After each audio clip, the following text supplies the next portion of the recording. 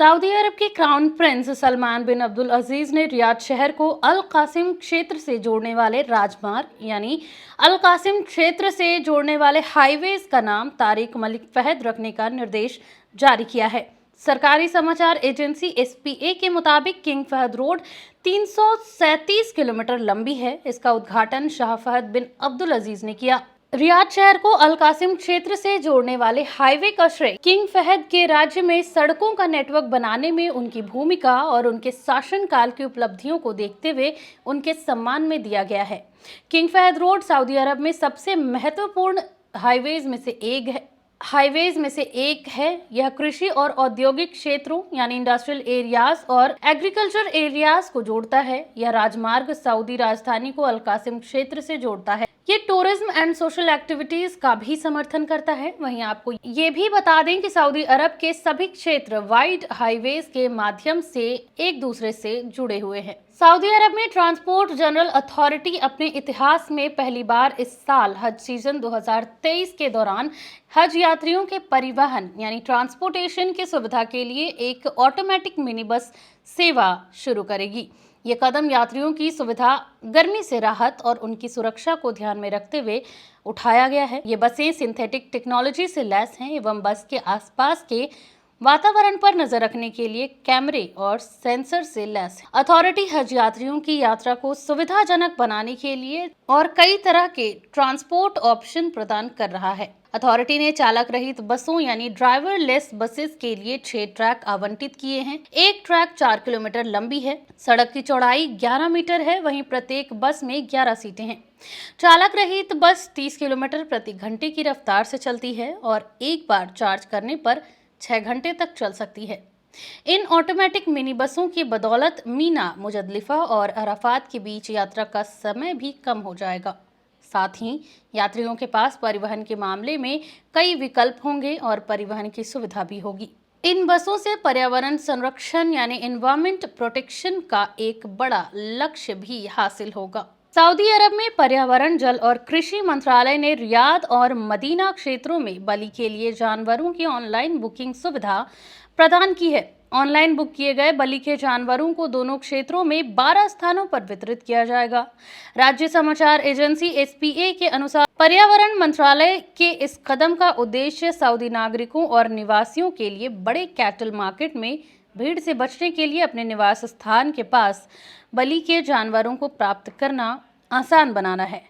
मंत्रालय का कहना है कि रियाद के 7 इलाकों में 5वीं धुलिज्जा से 12वीं धुलिज्जा तक बुकिंग की जाएगी। बलि के जानवरों को अल जनाद्रियाह, अल मिशल, अल अर्द, अल मुल्का, बद्र, जहरात, लबान और जहरात नामर में इस उद्देश्य के लिए अस्थायी रूप से आवंटित स्थानों पर प्रदान किया जाएगा। मदीना मुनावरा में तारिक अली बिन इब्न तालिब, जिसे तारिक कुरैजा भी कहते हैं, अल सलाम रोड, यानबा रोड, मसलक साद, अल गबाह और जाबुआ रोड पर कैटल्स उपलब्ध कराई जाएंगी। मंत्रालय ने कहा कि नेम ई गेट पर जाकर भी बुकिंग की जा सकती है।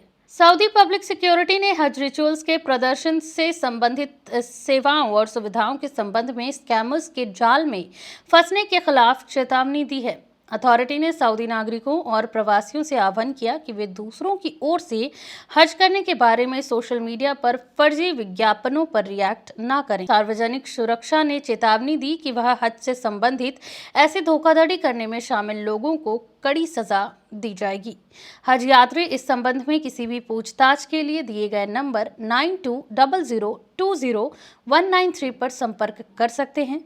सार्वजनिक सुरक्षा ने नागरिकों और निवासियों से हज नियमों और निर्देशों का पालन करने और मक्का, रियाद एवं ईस्ट रीजन के क्षेत्रों में 911 नंबर पर और राज्य के बाकी हिस्सों में 999 नंबर पर कॉल करके किसी भी उल्लंघन की रिपोर्ट करने का आग्रह किया है। नियोम कंपनी ने बुधवार को सऊदी अरब में वोलोकॉप्टर विमान और पहली ईवीटॉल उड़ान के सफल परीक्षण की घोषणा की, जो नियोम और उसके बाहर अपनाने और वाणिज्यिक ईवीटॉल संचालन की दिशा में एक कदम है। नियोम कंपनी और अर्बन एयर मोशन यानी यूएएम में सबसे आगे वोलोकॉप्टर ने नियोम में एयर टैक्सी परीक्षण उड़ानों की एक श्रृंखला के साथ सफल समापन के बारे में घोषणा की।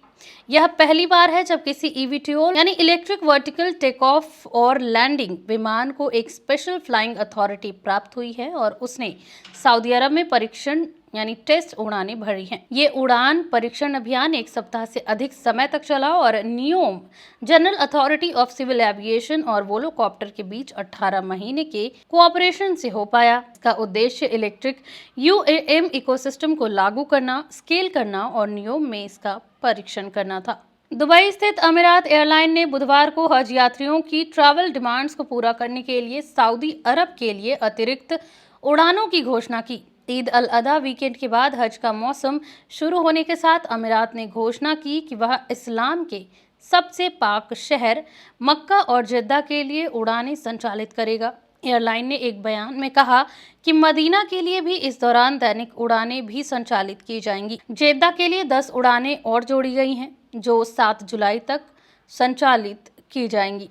दुबई से उड़ान भरने वाले हज यात्रियों के लिए हवाई अड्डे की टीम चेक इन का प्रबंधन करेगी और बाकी सारी फॉर्मेलिटीज में भी मदद करेगी। वहीं एयरलाइन ने कहा कि दुबई के माध्यम से ट्रांजिट करने वालों को उनके अराइवल गेट से डिपार्चर गेट तक भी ले जाया जाएगा। इसी के साथ यात्री 5 लीटर जमजम के साथ तक चेक इन कर सकेंगे, जिसे कार्गो एरिया में विशेष क्षेत्रों में रखा जाएगा। वहीं आपको बता दें कि 6 दिवसीय ईद अल अधा की छुट्टियों के दौरान मांग को पूरा करने के लिए मिडिल ईस्ट में लोकप्रिय यानी पॉपुलर जगहों के लिए 34 अतिरिक्त उड़ानें जोड़ी गई हैं।